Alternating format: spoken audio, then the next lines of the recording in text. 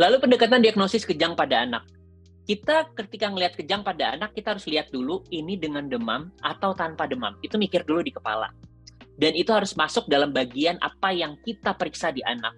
Jadi kalau anak datang dengan kejang, kita pegang udah panas, ini kan anak kejang nih, kegawatan nih ceritanya nih. Jadi kita kan pasti akan nanganin kejang, kita kasih obat anti kejang dan sebagainya langsung gitu ya.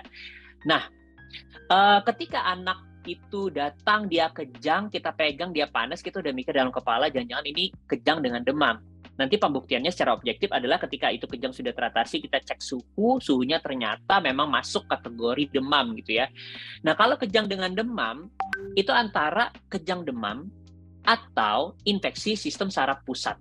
Ya, sedangkan kalau kejang tanpa demam, itu adalah first unprovoked seizure, epilepsi, trauma kepala, tumor, dan kelainan metabolik. Nah, kalau kejang dengan demam, kita mikir kapan ini infeksi sistem saraf pusat, itu nanti ada alurnya. Jadi kita pertama-tama adalah anamnesis, pemeriksaan fisik, umum, dan neurologis, penunjang, diagnosis, baru tata laksana. Kejangnya sendiri di anamnesis, kita harus deskripsikan, teman-teman. Tipenya apa? Seluruh tubuh kah? Kaku doang atau kelojotan? Lalu atau sebagian saja, tangan saja, kaki saja, atau kanan saja, kiri saja, atau seperti apa. Lalu yang kedua adalah frekuensinya. Ini kejang sudah berapa kali? Yang penting ditanya pertama adalah ini pertama kali seumur hidup atau tidak. Karena kita harus singkirkan yang namanya first unprovoked seizure tadi ya. First unprovoked seizure itu artinya ini kejang pertama kali seumur hidup dan tak ada pencetus. Nggak ada demam, nggak ada apa, nggak ada masalah, tiba-tiba kejang. Karena akan membedakan dengan epilepsi. Nanti kita akan bahas ya istilah-istilah ini. Lalu berikutnya adalah durasi kejang. Ini berapa lama? Durasi akan terkait dengan kalau misalnya kejang demam, kita akan menentukan kejang demam sederhana atau kompleks dari durasinya. Maka durasi ini penting. Lalu interval. Kalau kejang itu berulang lebih dari 24 jam dibanding dengan yang kurang dari 24 jam lebih dari satu kali, ini jadi beda nanti di per definisi. Nah, kondisi sebelum dan sesudah kejang, terutama kesadaran, itu juga ditanya teman-teman. Karena kita balik nih, kita pengen nentuin kejang atau bukan kejang kan? Salah satunya dari kesadaran tadi, di item-item yang ada di slide-slide awal. Lalu sequence waktu antara kejang dan gejala lain. Nah, gejala lainnya ini adalah contoh demam. Nah, teman-teman perlu tahu yang definisi kejang demam gitu ya. Jeda demam dengan kejangnya itu berapa lama. Jadi kalau demam, saat ini demam nih. Katakanlah ini di pukul 19.45 demam. Terhitung 24 jam dari 19.45 ini, dia ada kejang, itu masuk kategori, oh ini kejangnya tercetus karena dia ada demam dalam 24 jam ini. Maka gejala lain ini perlu sequence waktu yang jelas di anamnesis. Ini demamnya kapan? Kalau perlu sampai jamnya itu penting banget, dan kejangnya kapan gitu ya. Lalu ada batuk, pilek, diare, muntah, sesak, ruam kulit, ini juga di anamnesis. Kenapa? Kita pengen tahu ini kejang berhubungan dengan infeksi atau tidak. Lalu riwayat trauma, ini penting. Kita tak pengen tahu juga gara-gara trauma kah, terbenturkah dia kejang gitu ya. Lalu riwayat kejang dalam keluarga.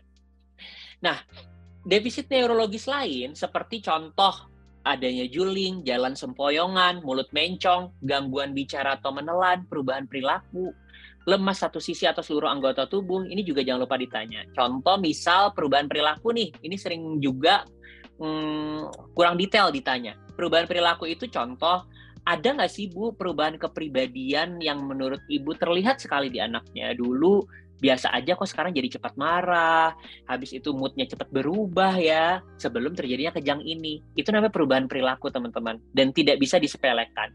Ternyata yang perubahan perilaku tadi, ujuk-ujuk sekarang kejang.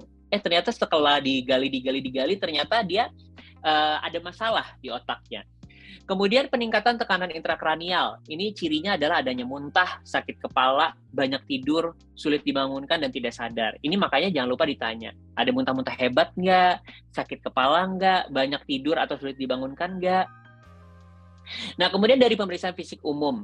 Pemeriksaan fisik umum otomatis jangan lupa kesadarannya seperti apa, evaluasi GCS. Tanda-tanda vital, tanda infeksi, tanda penyakit kronis, dan tanda-tanda trauma. GCS ini teman-teman nanti diklasifikasikan gitu ya. GCS-nya kalau ada post traumatic brain injury, nanti kita akan bisa klasifikasikan cedera kepalanya tingkat apa. Sedangkan kalau dia tidak ada post cedera kepala, GCS ini penting untuk menilai adakah perbaikan kesadaran setelah dilakukan terapi atau adakah penurunan kesadaran dari waktu ke waktu. Maka angka GCS di titik awal pemeriksaan, contoh di IGD atau di FKTP, itu menjadi penting. Lalu pemeriksaan kepala tanda rangsang meningeal.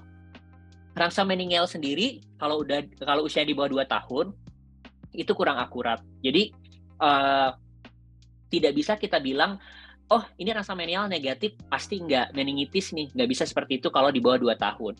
Sedangkan saraf kranial itu pada anak kan sulit diperiksa gitu ya. Jadi teman-teman bisa melakukan observasi saraf kranial secara praktis. Lihat wajahnya asimetris nggak? Kalau asimetris berarti ada masalah nih, saraf 7. Posisi bahunya asimetris nggak? Kalau terlihat asimetris berarti ada masalah nih, saraf 11.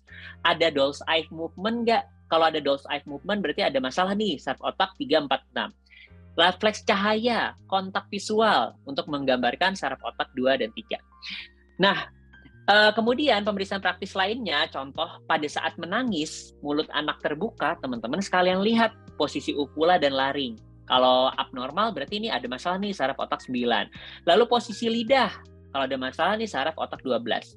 Refleks menghisap, baik atau tidak, teman-teman bisa masukin jarinya gitu ya ke anaknya, ke bayinya gitu, atau lihat saja sering tersedak atau tidak saat dia menetek atau mengisap. Ibunya pasti sadar, teman-teman. Tidak mungkin tidak sadar, karena ibunya lagi-lagi, orang tua tuh 24 jam sama anaknya. Kalau anaknya terlihat berbeda, orang tua pasti sadar harusnya. Nah, bisa ditanya sama ibunya. Nah, kemudian pemeriksaan eksternitas. Teman-teman lihat tonus ototnya, hipertonia, spastis, kemudian kekuatan motorik, simetris atau asimetris, refleks fisiologis, patologis, cara jalan, dan koordinasi, serta keseimbangan. Nah, sekarang yang perlu kita tekankan adalah terkait pemeriksaan penunjang. Pemeriksaan penunjang pada anak kejang itu jangan sampai salah menentukan pemeriksaan penunjang gitu ya. Kalau salah pemeriksaan penunjang, kita jadi bingung sendiri. Contoh kejang demam. Kalau udah jelas dia demam 24 jam, dalam rentang kurun waktu 24 jam pasca demam ini dia ada kejang, entah dia demam langsung kejang gitu ya, atau demam jeda dulu lalu kejang, tapi dalam kurun waktu 24 jam itu kita udah punya definisi khusus, oh ini kejang demam ya, dan tidak pernah ada riwayat kejang tanpa demam sebelumnya, dan kita sudah menyingkirkan kemungkinan intrakranial, oh nggak ada. Oh, udah kita mikir di kepala ini kejang demam dong. Kalau kejang demam itu tidak indikasi EEG. Nah, teman-teman lihat di sini EEG itu kalau dicurigai epilepsi, kejang tanpa demam yang berulang gitu ya. Sedangkan kejang demam tidak masuk kategori untuk di EEG. Kalau sampai teman-teman EEG dan hasilnya aneh-aneh, itu teman-teman bingung sendiri. Lalu LP, lumba fungsi. Ini untuk menegakkan meningitis, menyingkirkan meningitis gitu ya. Contoh pada teman-teman yang dapat pasien curiga meningitis, meningeal sign-nya positif, UUB-nya membonjol, teman-teman bisa lakukan LP. Sedangkan kalau CT scan itu dan MRI, teman-teman kalau curiga meningitis, ensefalitis, tumor, abses cerebri, hemiparesis, mikrosefali, dan ada lateralisasi. Jadi kalau teman-teman udah ketemu anak kejang ada lateralisasi, itu udah mutlak tuh, teman-teman boleh CT scan atau MRI.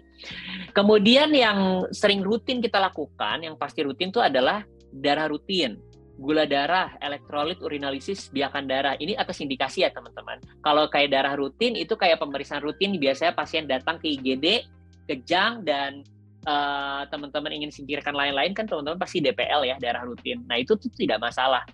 Gula darah pun itu tidak masalah, karena pemeriksaan yang ibaratnya cepat dilakukan, tidak terlalu menyakiti, kayak darah rutin dan gula darah. Sedangkan kalau elektrolit, ini harus ada reasoning, teman-teman. Reasoning seperti apa contohnya? Misal dia muntah terus, dia mencret terus, kan ada sumber kelainan elektrolit. Kita bisa cek elektrolit. Tapi kalau nggak ada sumber kelainan elektrolit, ya nggak ada muntah, nggak ada mencret, terus teman-teman hanya berdasarkan atas, pengen deh cek elektrolit, mungkin itu jadinya kurang tepat. Ada juga misal gitu ya, yang ternyata dicek elektrolit tiba-tiba abnormal, padahal dia tidak tidak mencret, tidak muntah, tidak apa. Ada juga misalnya, contoh misalnya pada kasus kelainan ginjal.